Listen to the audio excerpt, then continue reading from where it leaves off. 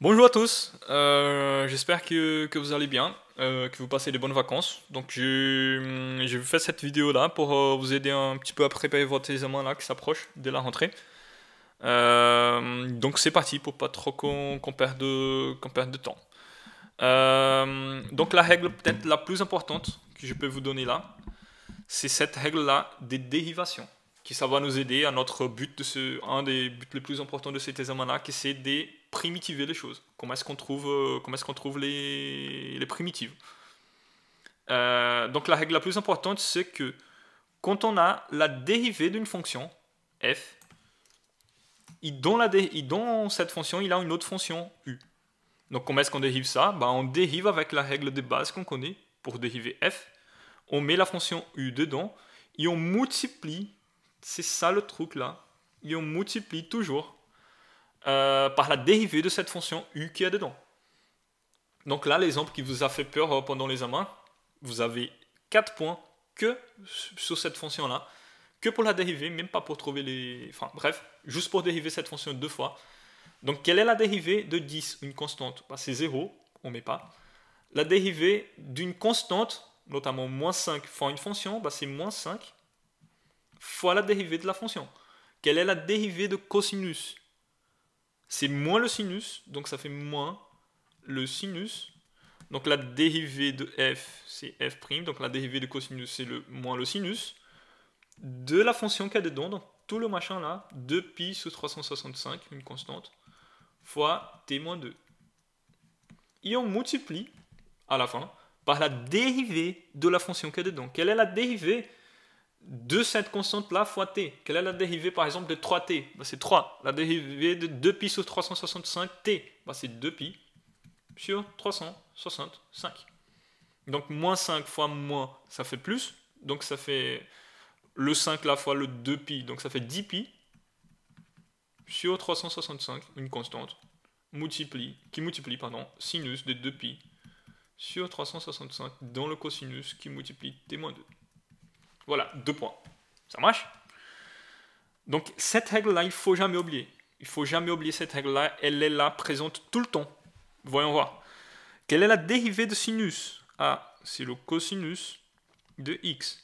Quelle est la dérivée de la fonction x? C'est 1. Donc il y a un caché ici qu'on met rien. Donc cette règle-là, elle existe toujours. Pour les fonctions de base et pour les fonctions composées. Là, c'est la dérivée d'une composée. Effectivement, ici, la fonction de sinus, c'est la fonction de base. Mais on pourrait adapter à cette règle plus générale, disons. Donc là, on n'a pas besoin de mettre. Mais il faut savoir que ça existe. Si on change la variable, si c'est pas x, c'est t, quelle est la dérivée du cosinus de t? La dérivée du cosinus, c'est moins le sinus de t, tout simplement. Donc là, la dérivée du sinus de 2t, la dérivée du sinus, encore une fois, c'est le cosinus de 2t. 2t là joue le rôle de u. Donc fois 2, la dérivée de 2t. Donc ça fait 2 cosinus de 2t. Quelle est la dérivée de l'exponentielle de x au carré? Quelle est la règle pour dériver l'exponentielle? Ça on connaît tous. La dérivée de l'exponentielle, c'est elle-même. Exponentielle de x au carré. Fois 2x. C'est quoi 2x? C'est la dérivée de x au carré. Donc 2x qui multiplie exponentielle de x au carré. Ok, il ne faut jamais oublier ce facteur-là.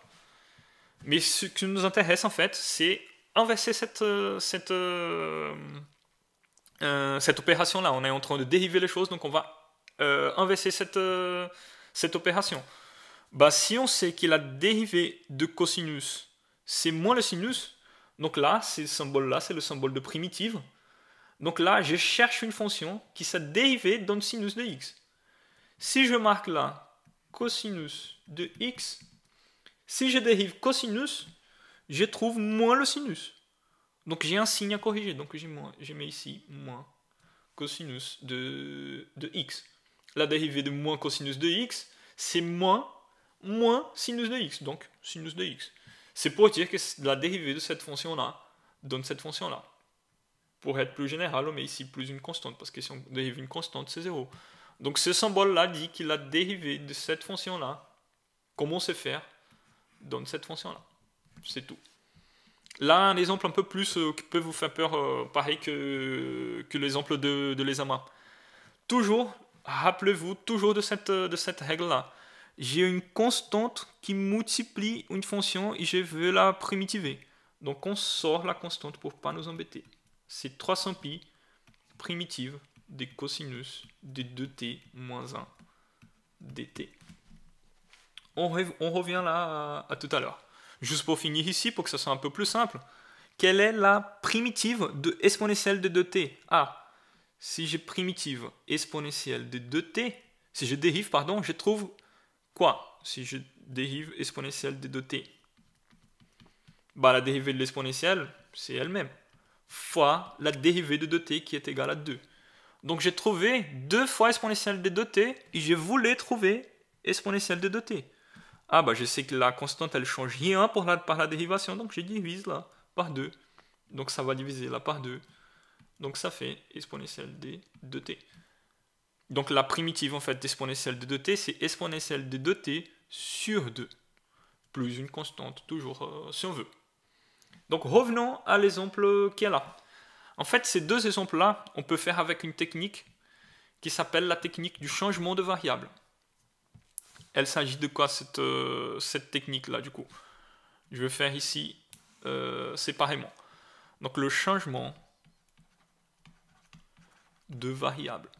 Bah, j'ai la primitive par exemple là de exponentielle de 2t dt. 2x dx pour que ça soit plus simple plus parlant. Donc j'ai la primitive de 2x, de exponentielle de 2x à faire. Donc ok. Si c'était la primitive de exponentielle de x, je savais faire. En gros, ce qui nous gêne là, c'est justement le 2 qui est là. Donc on dit bah ok. Donc ça c'est la primitive maintenant de exponentielle de t. Changeons la variable. De x à t. Bah il a en fait une compensation à faire. Parce qu'ici c'était 2 quelque chose. Là il a juste quelque chose. Donc qu'est-ce qu'on a fait? On a appelé 2x de t. Donc il faut qu'on dérive au t égale à 2x si vous voulez. On a appelé t de 2x. Donc en fait il faut qu'on dérive cette nouvelle variable par rapport à l'ancienne. Donc quelle est la dérivée de la nouvelle par rapport à l'ancienne? Quelle est la dérivée de t par rapport à x? Quelle est la dérivée de 2x? Bah, c'est 2. Donc en fait on sait que dt c'est 2 fois dx. C'est-à-dire la variation de la variable ancienne, elle est 2 fois plus importante que la nouvelle.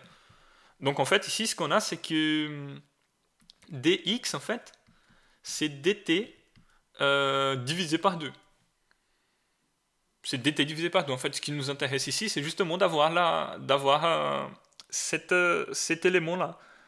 C'est qui dx? Bah, dx c'est dt divisé par 2. Donc le e exponentielle de 2x, on a remplacé par exponentielle de t, parce que là on s'est primitivé. Et le dx, on va remplacer par dt sur 2. Donc toujours, il a 1 demi dans la primitive là. 1 divisé par 2. Donc j'enlève ça de ma primitive. 1 demi de la primitive, maintenant de exponentielle de t dt. Donc 1 demi, c'est qui la primitive d'exponentielle de t? On était d'accord qu'on savait faire, passer exponentielle de t. Donc là, il faut tout simplement, pour finir, revenir à la variable de départ. C'est qui t? Bah, on avait appelé t de 2x. Exponentielle de 2x. Donc la primitive d'exponentielle de 2x, c'est exponentielle de 2x sur 2. Exactement comme on avait trouvé là-haut, un peu par essai. Par essayer de trouver une fonction qui quand on dérivait, on trouvait ça. Mais il a cette technique-là de changement de variable pour nous aider. Ici, c'est pareil. Donc, rappelez-vous qu'on avait une petite intégrale à faire. C'était l'intégrale de une primitive, pardon, de cosinus des 2t-1. Bah, cosinus des 2t-1, je suis pas à l'aise. Si c'était x, je savais faire. Bah, pas de problème. Donc, on va faire... donc, ça fait 300π fois la primitive. Donc, 2t-1... je vais appeler de x. l'inverse qu'on a fait tout à l'heure. Donc ça va être cosinus de x. Mais maintenant, il faut qu'on dérive cette fonction-là par rapport à t. Donc la dérivée de ça par rapport à t, c'est 2. Donc 2 est égal à dx dt. Donc en fait, on va remplacer le dt par dx sur 2 du coup. Dx sur 2. Le dt qui est là, on retrouve là. Donc en fait, c'est dx sur 2. Donc en fait, on a 300 pi, toujours, fois la primitive de... donc il a 1,5 là qu'on peut sortir toujours de la primitive, il ne faut pas nous embêter. Et la primitive de cosinus, bah c'est justement sinus de x. Mais x, on appelait de quoi? On a appelé de 2t moins 1. Donc ça, c'est la primitive de la fonction qu'on trouvait. On pourrait tout simplement penser à faire ça par essai aussi. Donc qu'est-ce qu'on dérive? Qui est-ce qu'on dérive pour trouver cosinus? Bah, c'est sinus de 2t moins 1. Si je dérive ça, j'aurai un 2 ici en avant. Donc je divise par 2. Justement, la fonction qui est là. Ça marche? Donc ça, c'est les techniques importantes pour les primitives un peu plus simples. Les primitives un peu plus compliquées, donc c'est la technique qu'on appelle intégration par partie. Donc le mot-clé là, c'est pour primitiver un produit des deux fonctions. Donc il manque un petit dx ici. Donc quelle est la primitive de x exponentielle de x dx? Quand la dérivée de cette fonction-là, ce n'est pas celle-là, voilà, c'est un peu plus compliqué de faire. Donc il faut ce qu'on appelle une intégration par partie. Donc qu'est-ce qu'il faut faire pour résoudre ce genre de problème-là? Donc utiliser la formule d'intégration par partie. Donc en fait ici, l'intégrale de u dv est égale à uv moins l'intégrale de v de u. Il a une autre manière de présenter ça, c'est que la primitive de f g' est égale à fg moins f'g. Regardez bien sur vos cours cette partie-là. Donc en fait, comparer cette intégrale-là à celle que je viens de décrire, donc l'intégrale de u dv. Donc en gros, il faut qu'on choisisse une fonction pour jouer le rôle de u et une autre fonction pour jouer le rôle de dv. Comme il a deux fonctions, si on choisit une pour être u, bah celle qui va être dv, c'est celle qui n'était pas choisie pour être u, quoi. On a deux possibilités seulement. Normalement, attention, on met les fonctions un peu plus simples pour être u. Les fonctions qu'on sait dériver d'une manière un peu plus simple. Donc on est d'accord que x est une fonction un peu plus simple que exponentielle, quoi. Donc je vais choisir u pour être x. Donc qu'est-ce qui reste dans mon intégrale? Bah, exponentielle de x dx. Donc on choisit ces deux éléments-là, en gros, et on déduit deux autres. Si on a u, il faut qu'on trouve 2u. Si on a v, il faut qu'on trouve v. Donc attention, c'est pas choisir u et v, c'est u et dv. Ça, c'est présenté d'une autre manière aussi. F et g', pas g. Donc f, ça va être x, et g', ça va être exponentielle de x.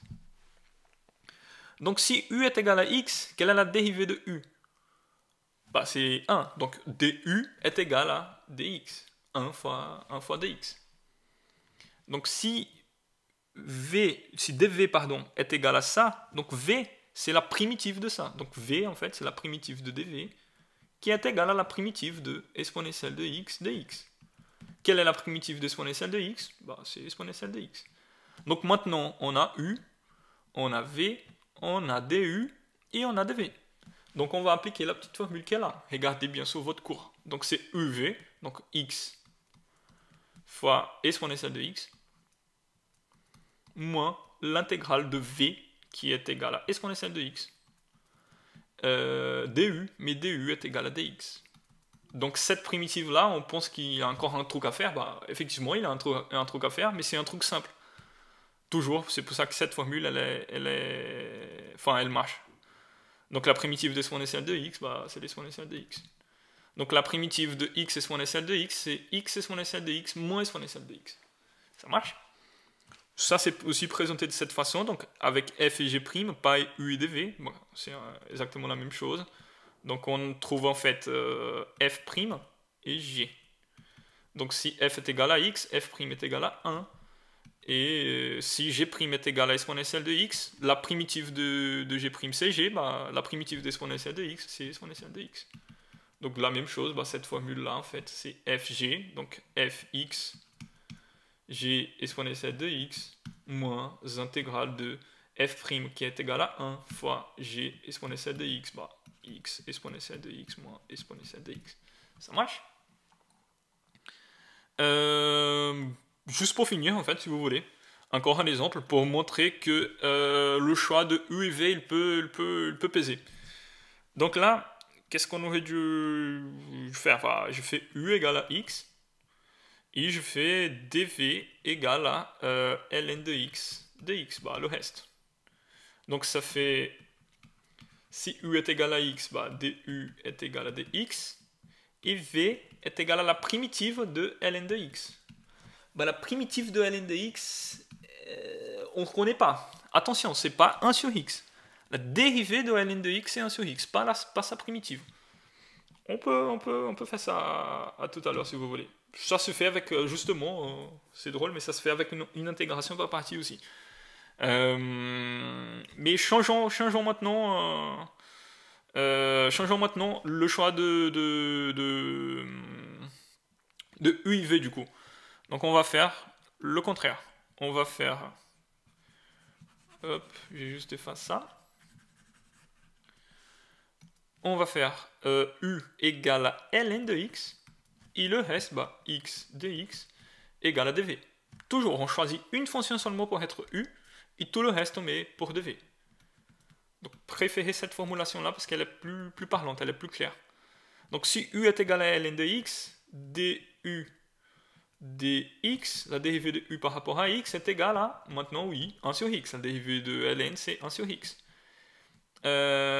Donc si dv est égal à x dx, bah v est de la primitive de dv, qui est la primitive de x dx, qui est égale à x carré sur 2. Ça marche? La dérivée de x au carré, c'est 2x divisé par 2, c'est x. La dérivée de cette fonction-là est égale à cette fonction-là. Appliquons la formule. Donc uv moins intégrale de v de u. Donc U est égal à ln de x. V est égal à x au carré sur 2 moins intégrale de V. Donc V c'est x au carré sur 2. Et du, bah, du est égal à dx sur x. dx sur x. Donc juste de là, je repasse à là. On a de l'espace ici. Donc ça fait ln de x fois x au carré sur 2 moins, donc là j'ai x au carré divisé par x, donc ça fait x dx sur 2. Ça fait ln de x au carré sur 2 moins primitive de x, bah x au carré sur 2 fois le demi qui est là. Donc si vous voulez, ça fait 1 demi de ln de x x au carré moins x au carré sur 2. Ça marche?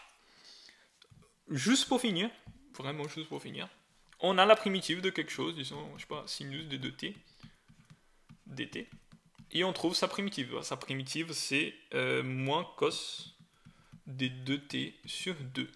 Si ça, donc on a fait tout le calcul qu'on a voulu faire, je sais pas, changement de variable, intégration par partie, peu importe.